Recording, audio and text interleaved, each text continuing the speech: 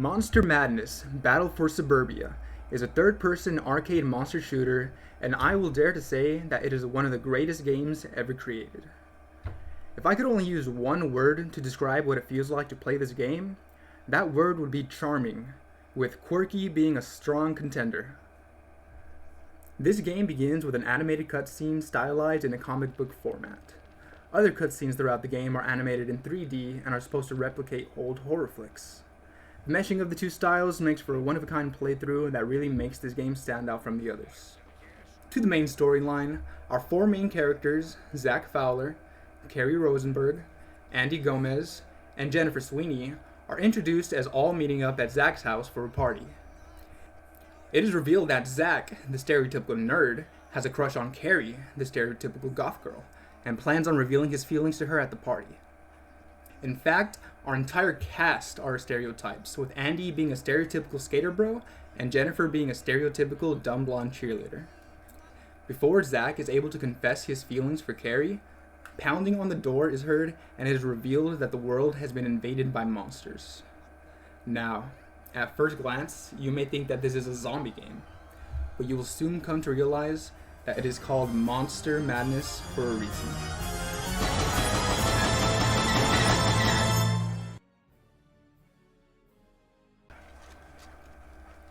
When I tell you that every monster is introduced with their very own cutscene in the game, I mean every single monster. This is just one of the various aspects that you'll notice that shows just how much love was put into the development of this game. Speaking of the development of this game, Monster Madness actually has a bit of an interesting history. This game was developed by Artificial Studios and Immersion Games, the latter of which I guess is now VR Studio, and the former no longer exists. Artificial Studios, interestingly enough, was actually acquired by Epic Games in 2005, and co-founder Tim Johnson was acquired with it. I can definitely see each of the characters getting their own skins and corresponding pickaxes in Fortnite, so if that ever happens, that will be epic. Now, while Monster Madness was developed by Artificial Studios, the game was actually published by South Peak Games, and South Peak Games had a vision for the game after its release. Monster Madness Battle for Suburbia was developed for and released on the Xbox 360, but South Peak Games wanted the game to reach a wider audience, so they took the game to the developer Psyonix, that's right, Rocket League Psyonix, to port to the PlayStation 3. And so 1 year later, in 2008, boom, Monster Madness is re-released under the new name Monster Madness Grave Danger, and loads of new content, reworked camera and controller systems, and even online co-op play are all released with it. Then, 3 years later, Grave Danger was ported into the Android, interestingly enough. The game also has a pretty cool webpage on the Wayback Machine that I've linked in the description if you want to check it out. Now let's get to the gameplay. Alongside our main cast, we have the badass bus driver Larry, who will be following alongside us on our adventure and serves as a store mechanic where you can build and upgrade weapons and purchase secondary weapons such as tennis turrets and monkey bombs. There's also a leprechaun that is introduced that acts as a means of giving the player minigames.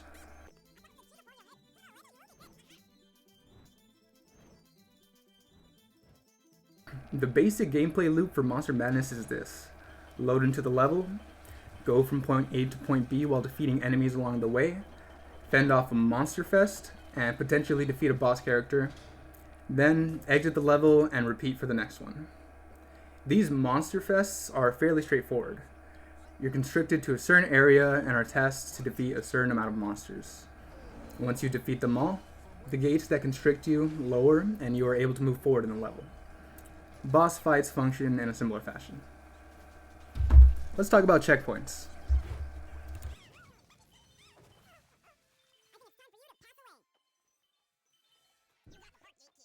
Throughout the game, you'll encounter various checkpoint areas that always have a coffin from which you can revive your teammates from if you are playing multiplayer.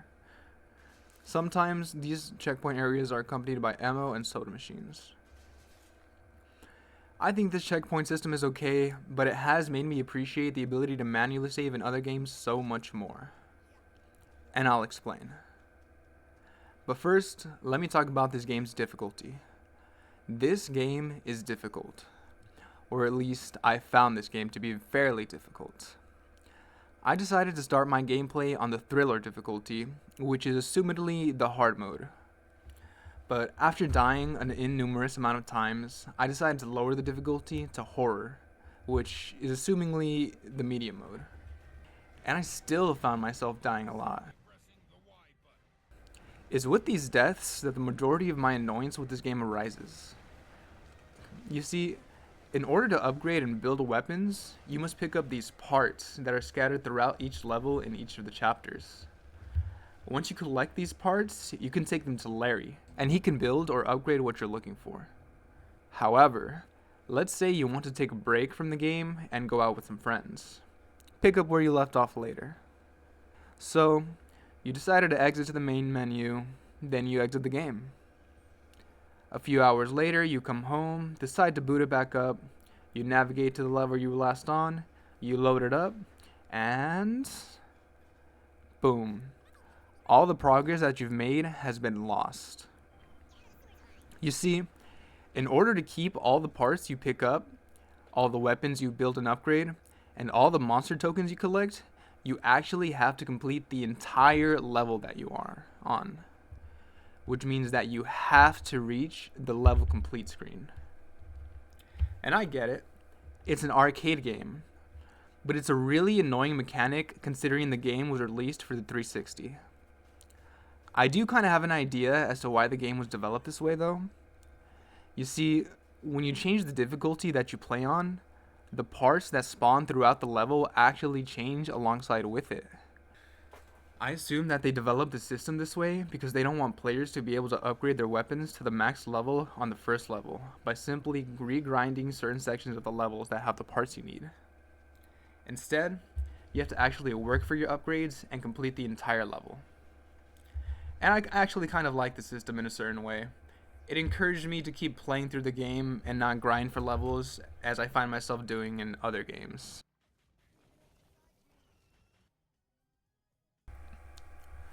One thing that I truly love about Monster Madness is that it walks the line between fantasy and reality.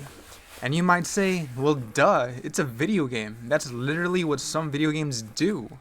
But I would say that this game does it in a way that had a 10-year-old me looking like this. But in a good way. I mean, just look at some of these weapons. They come straight from the imagination of a childhood me. A gun that shoots CDs. Gather to the janitor's bones to gain access to the mansion. An actual glue gun. Dual-wielded nail guns. A lock-on boomerang. A monkey bomb.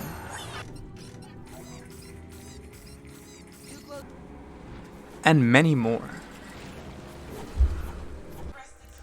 Alongside the goofy weapons and the constant monster genocide that the player experiences, another major factor that comes into play throughout the game are the boss fights. Boss fights by far have to be my favorite segments to play throughout the game. Because of the tiring nature of dying and respawning and replaying entire sections of a level, it is refreshing to be confined within a certain area and be tasked with the simple goal of depleting a boss's health bar. You can do this with anything at your disposal, be it weapons, bombs, turrets, or anything you can find on the ground. In this game, there are 19 bosses, including those who I've deemed as mini-bosses. And in order of confrontation, there is the Chief,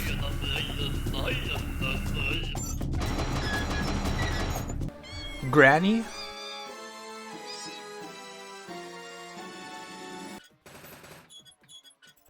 Bob Zombie, which is my personal favorite, Mr. Huggles, aka Jabba the Huggles,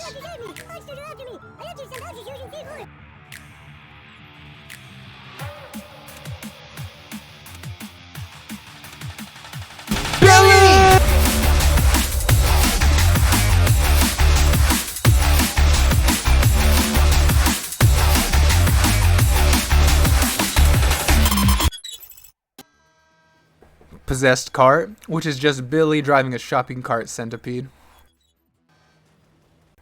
gym teacher, the principal,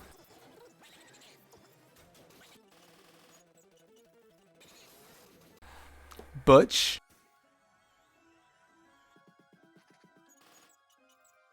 Clarice,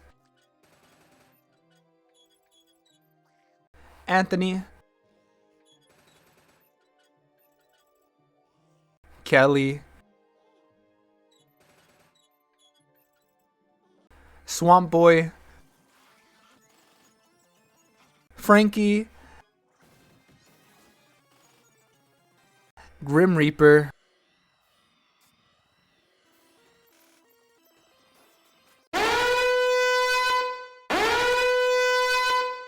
warning, the remaining portion of this video contains major spoilers for the rest of the game. If you wish to pick up this game and experience it for yourself, I recommend checking out my tutorial on how to install it, picking it up now and playing it through for yourself. Thank you.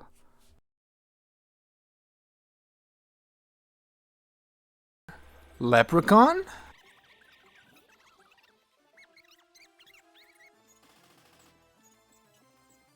Giant skeleton. Dracula.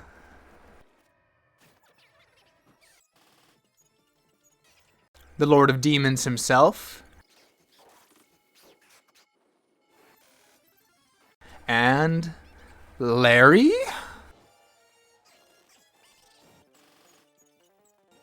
That's right, Larry himself is the last and ultimate boss. This entire time he's been using us to collect monster tokens so that he can make himself a Hollywood star.